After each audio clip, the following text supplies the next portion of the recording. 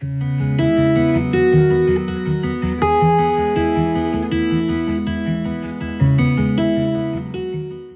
guys, welcome to this new video.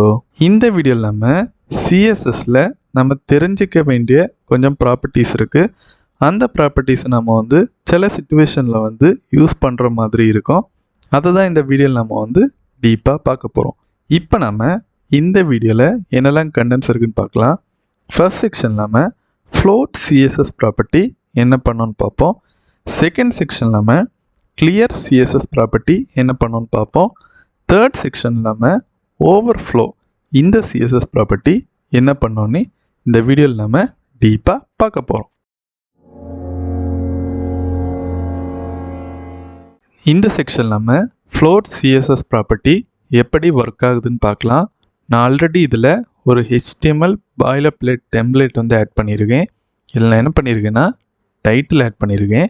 Next இந்த HTML டாக்குமெண்ட்டை இந்த CSS ஃபைல் கூட லிங்க் பண்ணியிருக்கேன்.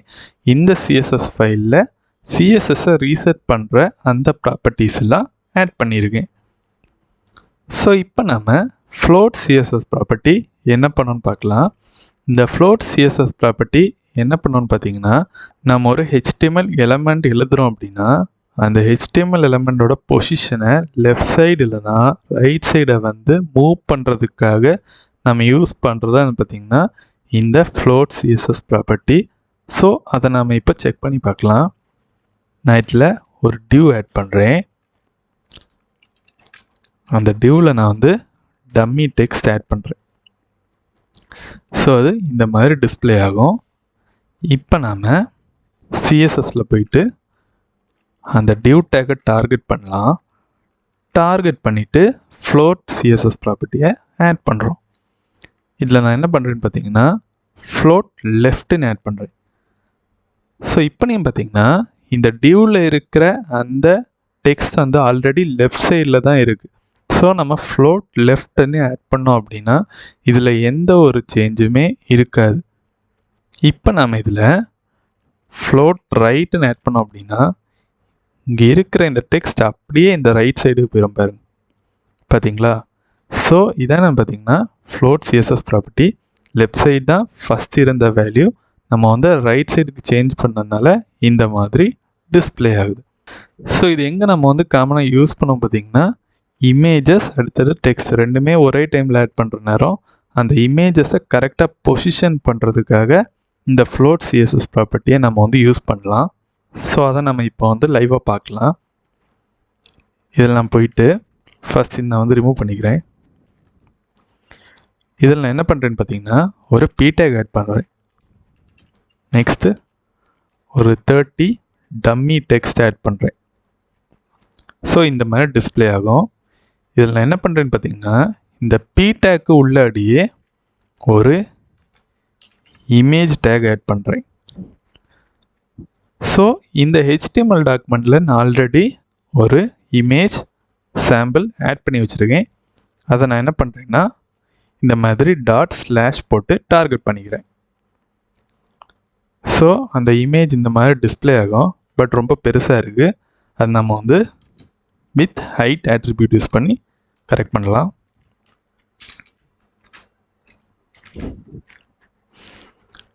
இந்த மாதிரி டிஸ்பிளே ஆகுது. இப்போ நீங்கள் பார்த்தீங்கன்னா இந்த இமேஜ் ஒரு இன்லைன் எலமெண்ட். அந்த ரீசன்னால் இது ஒரே லைன், அதாவது அந்த p-tag இருக்கிற அதே லைனில் இந்த மாதிரி டிஸ்பிளே ஆகுது. பட் நமக்கு இந்த பிஹேவியர் வேண்டாம். இந்த இமேஜ் லெஃப்ட் சைடில் இருக்கணும், இந்த டெக்ஸ்ட் ரைட் சைடில் இருக்கணும். அப்படின்னா அதுக்கு நம்ம அந்த float CSS ப்ராப்பர்ட்டியை யூஸ் பண்ணலாம். ஃபஸ்ட் நம்ம CSSல போயிட்டு இமேஜ் டேக்கை டார்கெட் பண்ணி float left கொடுக்கணும். இது கொடுத்தோன்னே என்ன ஆகுன்னு பார்த்தீங்கன்னா இங்கே இருந்த டெக்ஸ்ட் அப்படியே ரைட் சைடுக்கு போயிடும். இந்த இமேஜ் லெஃப்ட் சைடில் இந்த மாதிரி டிஸ்பிளே ஆகுது. ஸோ நம்ம இந்த இமேஜ் இப்போது ரைட் சைடு கொண்டு போனோம்னா float rightன்னு கொடுக்கணும். பார்த்தீங்களா? இந்த மாதிரி சிச்சுவேஷனில் நம்ம இந்த float CSS ப்ராப்பர்ட்டியை யூஸ் பண்ணுவோம். பட் இதில் ஒரு இஷ்யூ என்னன்னு பார்த்தீங்கன்னா இந்த இமேஜ் கிட்ட நம்ம float rightன்னு கொடுக்குற நேரம் அந்த டெக்ஸ்ட் அப்படியே லெஃப்ட் சைடு போயிடுச்சு. இப்போ நம்ம இன்னொரு p tag ஆட் பண்ணி கொஞ்சம் டம்மி டெக்ஸ்ட் கொடுத்தோம் அப்படின்னா அதே லெஃப்ட் சைடில் இந்த டெக்ஸ்ட்டும் டிஸ்பிளே ஆகும் பாருங்க. பார்த்தீங்களா, ஆல்ரெடி நம்ம வந்து இங்கே இமேஜுக்கு ஃப்ளோட் ரைட் கொடுத்ததுனால நம்ம நெக்ஸ்ட் ஏதாவது p tag ஆட் பண்ணாலும் அது அந்த p tagக்கு கீழே தான் இந்த மாதிரி டிஸ்பிளே ஆகுது. அந்த பிஹேவியர் நமக்கு வேண்டாம். இது வந்து நெக்ஸ்ட் லைனில் டிஸ்பிளே ஆகணும் அப்படின்னா அந்த ரீசனுக்காக தான் நம்ம வந்து நெக்ஸ்ட் செக்ஷனில் பார்க்க போகிற அந்த கிளியர் சிஎஸ்எஸ் ப்ராப்பர்ட்டியை யூஸ் பண்ணுவோம். இந்த ஃப்ளோட் சிஎஸ்எஸ் ப்ராப்பர்ட்டியில் ஒரு முக்கியமான விஷயம் பார்த்திங்கன்னா 2 பிளாக் எலமெண்ட்ஸை கூட நம்மளால் ஒரே லைனில் கொண்டு வர முடியும். அது எப்படின்னு இப்போ நம்ம வந்து லைவாக பார்க்கலாம். ஃபர்ஸ்ட் நான் என்ன பண்ணுறேன்னா ஒரு 5 டெக்ஸ்ட் இருக்கிற p tag ஆட் பண்ணுறேன். அதே மாதிரி நெக்ஸ்ட் லைனில் ஒரு div ஆட் பண்ணுறேன். அதில் ஒரு 3 டெக்ஸ்ட் ஆட் பண்ணுறேன். ஸோ இந்த மாதிரி டிஸ்பிளே ஆகுது. இப்போ நம்ம பார்த்திங்கன்னா ரெண்டுமே தனித்தனி லைனில் டிஸ்பிளே ஆகுது. அதுக்கான ரீசன் பார்த்திங்கன்னா ரெண்டுமே பிளாக் எலமெண்ட்ஸ். இப்போ நான் என்ன பண்ணுறேன்னு பார்த்திங்கன்னா ஃபர்ஸ்ட் இருக்கிற p tagக்கு ஃப்ளோட் லெஃப்ட் கொடுக்குறேன். ஸோ அதான் என்ன பார்த்தீங்கன்னா டிஃபால்ட்டான பிஹேவியர். நெக்ஸ்ட் நான் என்ன பண்ணுறேன்னு பார்த்தீங்கன்னா செகண்ட் இருக்க அந்த டியூக்கு ஃப்ளோட் ரைட் கொடுக்குறேன். ஸோ இது என்ன பண்ணுச்சுன்னு பார்த்தீங்கன்னா இப்போ நம்ம இந்த p tagக்கு ஃப்ளோட் லெஃப்ட் கொடுத்துருக்கோம். அப்போ இது லெஃப்ட் சைடு போயிடுச்சு. இப்போ இந்த டியூ என்னாச்சுன்னு பார்த்தீங்கன்னா அப்படியே ரைட் சைட் பொசிஷனை வந்து கவர் பண்ணிடுச்சு. அந்த ரீசன்னால் இது லெஃப்ட் சைடில் இருக்குது, இது ரைட் சைடில் இருக்குது. ஸோ இப்போ நம்ம வந்து இந்த ஃப்ளோட் லெஃப்ட் எழுதலை அப்படின்னா இந்த மாதிரி சேம் லைனில் டிஸ்பிளே ஆகாமல் அந்த டிவ் அப்படியே ரைட் சைடில் போய் நெக்ஸ்ட் லைனில் தான் டிஸ்பிளே ஆகும். நம்ம என்ன பண்ணணும்னு பார்த்தீங்கன்னா ஃபஸ்ட்டு இருக்க எலமெண்ட் என்ன பண்ணணும் பார்த்தீங்கன்னா ஃப்ளோட் லெஃப்ட் கொடுத்துட்டு செகண்ட் இருக்க எலமெண்ட் ஃப்ளோட் ரைட் கொடுத்தோம்னா ரெண்டுமே சேம் லைனில் இந்த மாதிரி டிஸ்பிளே ஆகும். ஸோ இந்த மாதிரி நம்ம பொசிஷன் பண்ணுறதுக்கு இதை விட பெட்டரான ஆப்ஷன்ஸ் இருக்குது. ஃப்ளெக்ஸ் கிரிட் டிஸ்பிளேஸ்லாம் யூஸ் பண்ணி இதை விட பெட்டராக நம்மளால் பொசிஷன் பண்ண முடியும். பட் இது வந்து கொஞ்சம் சிச்சுவேஷன்ஸில் நம்ம வந்து யூஸ் பண்ணுற மாதிரி இருக்கும். இந்த செக்ஷன் நம்ம கிளியர் சிஎஸ்எஸ் ப்ராப்பர்ட்டி என்ன பண்ணோம், அதோட யூஸ் என்னன்னு நம்ம டீப்பாக பார்க்கலாம். ஸோ லாஸ்ட் செக்ஷன் நம்ம அந்த ஃப்ளோட் சிஎஸ்எஸ் ப்ராப்பர்ட்டி யூஸ் பண்ணுற நேரம் அந்த இமேஜ் ரைட் சைடில் போயிடுச்சு, டெக்ஸ்ட் எல்லாம் லெஃப்ட் சைடில் வந்துடுச்சு. பட் நம்ம இன்னொரு p tag இந்த மாதிரி ஆட் பண்ணுற நேரம் அதுவும் என்ன ஆகுதுன்னு பார்த்தீங்கன்னா நெக்ஸ்ட் லைனில் அந்த ஃப்ளோட் ப்ராப்பர்ட்டினால் சேமாக இந்த மாதிரி ரெண்டுமே ஒரே இடத்துல வந்து டிஸ்பிளே ஆகுது. அந்த பிஹேவியர் நமக்கு வேண்டாம். இந்த p tag அப்படியே இந்த இமேஜுக்கு நெக்ஸ்ட் லைனில் இங்கே டிஸ்பிளே ஆகணும் அப்படின்னா அதுக்கு என்ன பண்ணணும் பார்த்தீங்கன்னா இந்த p tagல கிளியர் சிஎஸ்எஸ் ப்ராப்பர்ட்டியை ஆட் பண்ணோம். ஸோ நான் என்ன பண்ணுறேன்னா இதில் இன்லைன் சிஎஸ்எஸ் ப்ராப்பர்ட்டி யூஸ் பண்ணுறேன். அப்போ ஈஸியாக புரியும். இதில் நான் கிளியர் போட்டு இப்போ பார்த்தீங்கன்னா இந்த இமேஜ் வந்து ரைட் சைடில் இருக்குது. அப்போ நம்ம என்ன பண்ணணும் பார்த்தீங்கன்னா கிளியர் ரைட் கொடுக்கணும். இது கொடுத்தோம் அப்படின்னா பார்த்தீங்களா இந்த டெக்ஸ்ட் அப்படியே நெக்ஸ்ட் லைனில் வந்துடுச்சு, அதாவது இந்த இமேஜுக்கு கீழே வந்துடுச்சு. இதுக்கு தான் நம்ம என்ன பண்ணுறோம் பார்த்தீங்கன்னா இந்த கிளியர் சிஎஸ்எஸ் ப்ராப்பர்ட்டி யூஸ் பண்ணோம். இப்போ ஒருவேளை இதில் நம்ம வந்து கிளியர் லெஃப்ட்டுன்னு தப்பாக எழுதணும் அப்படின்னா அது ஒர்க் ஆகாது பார்த்தீங்களா. ஸோ நம்ம வந்து கிளியர் ரைட், அதுக்கான ரீசன் பார்த்திங்கன்னா அந்த இமேஜ் வந்து ரைட் சைடில் இருக்குது. இப்போ அந்த இமேஜ் லெஃப்ட் சைடில் இருந்துச்சு அப்படின்னா கிளியர் லெஃப்ட் கொடுக்கணும்.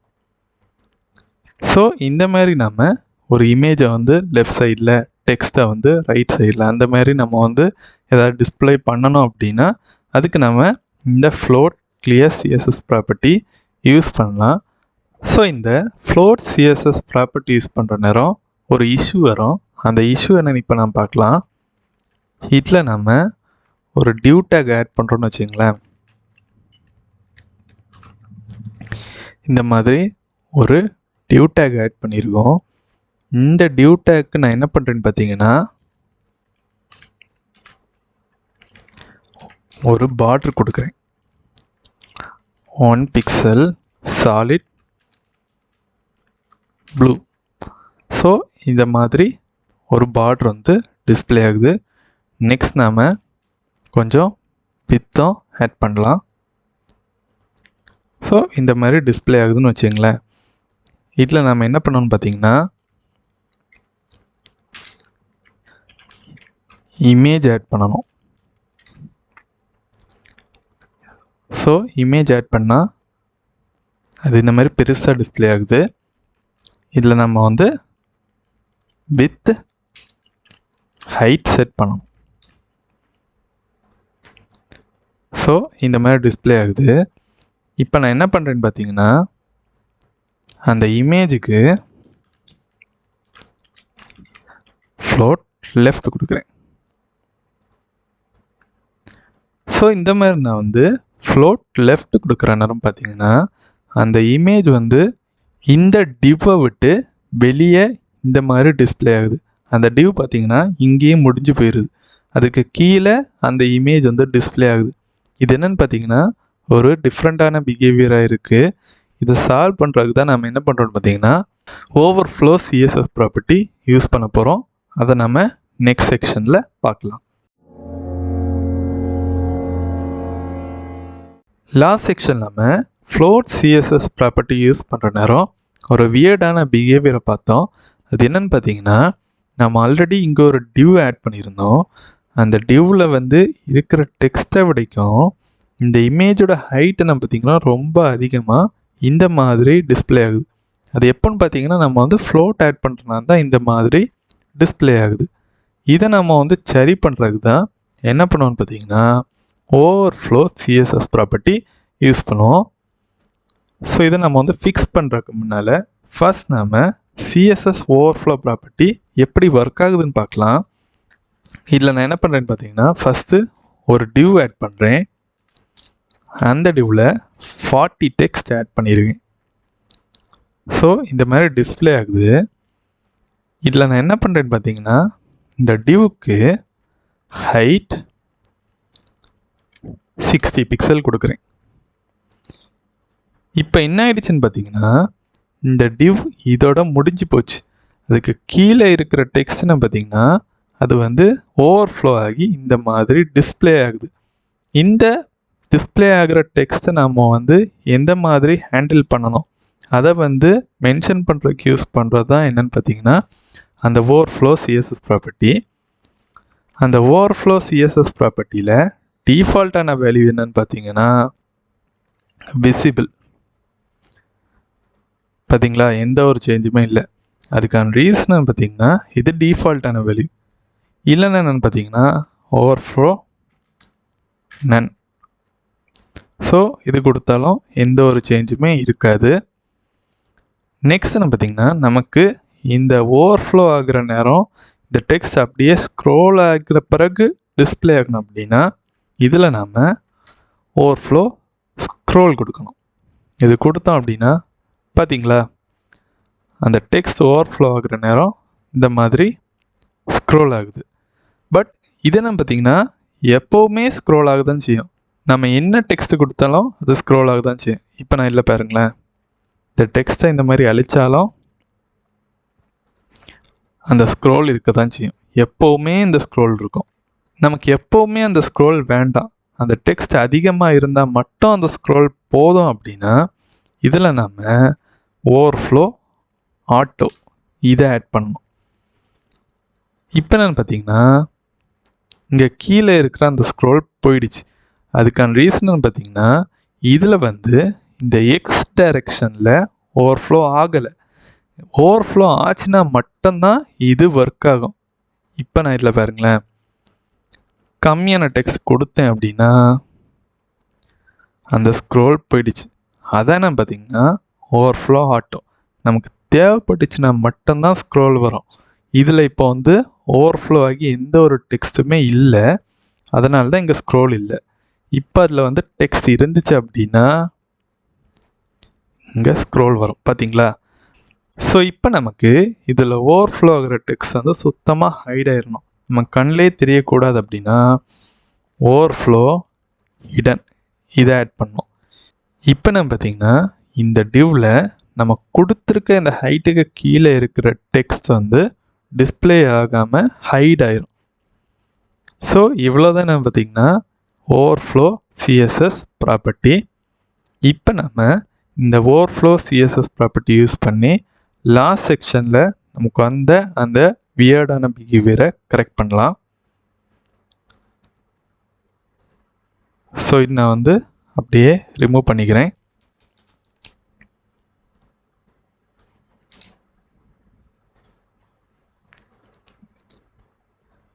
ஸோ இதில் நம்ம ஆட் பண்ண வேண்டியது என்னென்னு பார்த்தீங்கன்னா ஓவர்ஃப்ளோ ஆட்டோ.